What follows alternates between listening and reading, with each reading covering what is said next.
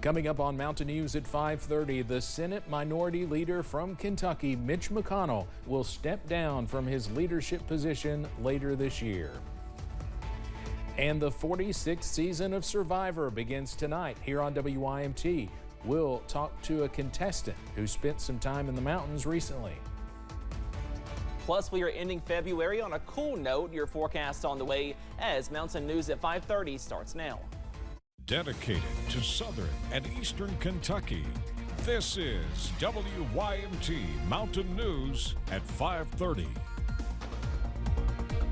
Good evening, I'm Steve Hensley. A big shakeup on Capitol Hill today as Senate Minority Leader Mitch McConnell from Kentucky announced he will be stepping down as the Republican leader of the Senate, although he plans to finish out his Senate term.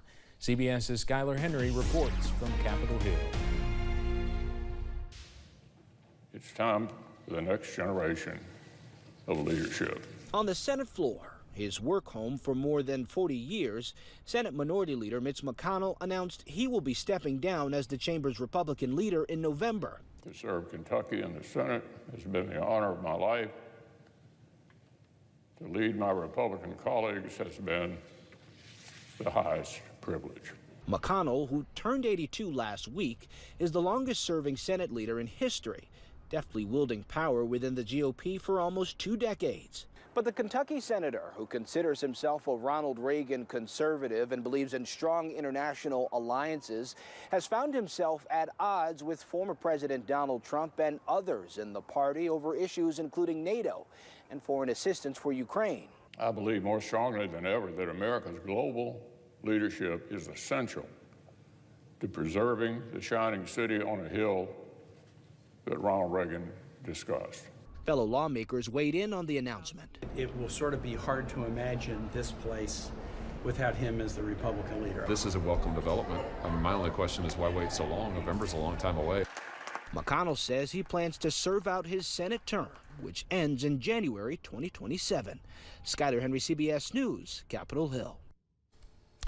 Aides to McConnell said health did not play a role in his decision. He had a concussion from a fall last year and 2 very public episodes where his face briefly froze while he was speaking. Well, Kentucky lawmakers are also sharing their thoughts on Kentucky's senior senator stepping down from his role as Senate Republican leader later this year. Senate President Robert Stivers of Manchester said, quote, "Leader McConnell has been a tremendous leader in the U.S. Senate and in Kentucky and has helped change the body politic in Frankfort, putting Kentucky on a much better trajectory. He's contributed significantly not only at the federal level but also at the state level. Being a leader of a chamber myself, I have great respect and admiration for the job he's done." Well, after some wet and windy weather to kick off your Wednesday, we are tracking some drier conditions, but some cooler air as well as we go into this evening. Here's a live look from Pulaski County from downtown Somerset. That current temperature is sitting at 39 degrees down to 36 in Moorhead, 37 for Irvin, also in Hazard, and down to 38 over in Breathitt County for Jackson at this hour. We had 60s and 70s earlier this morning, so we are much cooler. Check out this difference. Some of us inching closer to 30 degrees cooler at this hour. So a strong cold front earlier today, and we stay chilly as we go into this evening as well. Up on first alert pinpoint Doppler, also tracking some drier weather, and we stay dry as we go into this evening. But we stay breezy, watching out for winds up to 15, 20, possibly 25 miles per hour as we go into the overnight hours as well. But we are watching out for a slow calming trend into tonight as well. But as we go into your Thursday, we are tracking some more cooler and drier conditions. Then more rain chances on tap as we go into your Friday. But if you have plans this evening, we are dry, also chilly. Lows back below freezing in the middle to upper 20s as you wake up on Thursday. More 60s and 70s though on the way by this weekend. Those details coming up in just a little bit. Steve? Cameron, thanks. Hunter Biden met with the House Oversight and Judiciary Committees to testify in their impeachment inquiry of his father. The behind-doors deposition comes after months of back and forth as Republicans try to build a case that President Joe Biden profited from Hunter's overseas business dealings. Hunter Biden accused Republicans of trafficking in, quote, baseless and MAGA-motivated conspiracies. He says he hopes his testimony will put those lies to rest. Former President Trump is asking a New York appeals court to delay his obligation to pay $454 million until his appeal of the civil fraud verdict is over.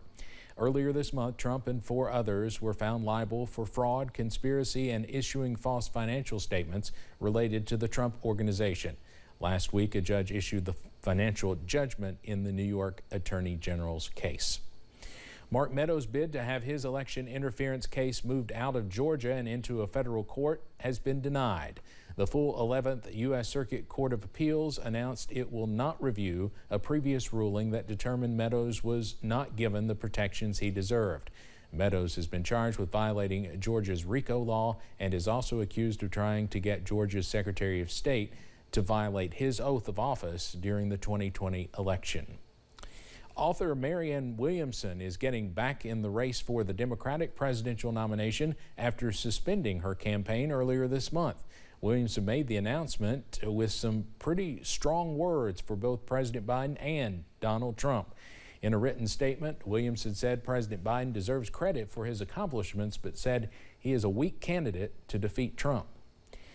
The Pentagon is considering tapping into its last remaining source of military aid funding to support Ukraine's war effort against Russia, but there's no guarantee Congress will replenish those funds.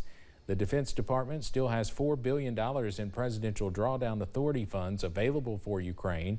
It can use that to send military equipment from its own stockpiles.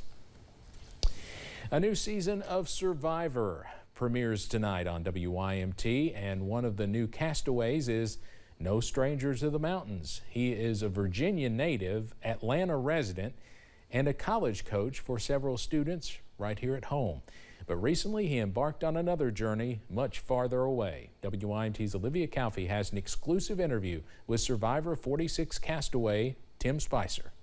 Survivor is back with its 46th season, with 18 castaways embarking on a journey to see who can outwit, outplay, and outlast.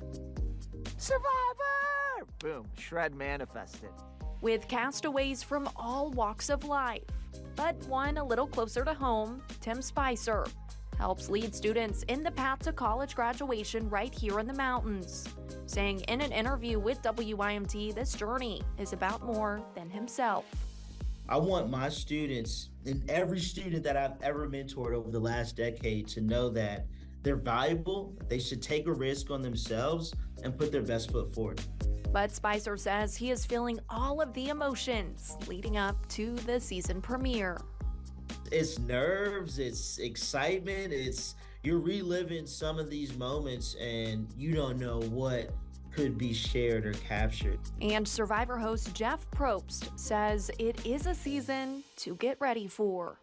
I had a smile on my face every single day because even though they are still playing this game and trying to figure out how to maneuver, they're doing it with a personality that's fun to be a part of.